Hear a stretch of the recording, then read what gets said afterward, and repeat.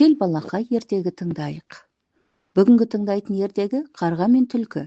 Бір күні аш түлкі тамақ іздеп жүріп, бір ағаштың басында отырған қарғаны көреді. Қарғаның тұмсығында бір тілім майлы ет бар екен.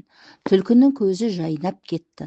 Ол қарғаның етін алғысы келіп, айла ойлап тапты. Қарға, қарға, қанатың қандай әдемі, түбіттей жұмсақ, қараң қандай жылтыр, шіркін, сендей сұлуды көрген емеспін, деп түлкі мақтай бастайды. Қарға түлкінің сөздеріне масаттанып, қуанып кетеді. Даусың қандай керемет, екеніне күмәнім жоқ.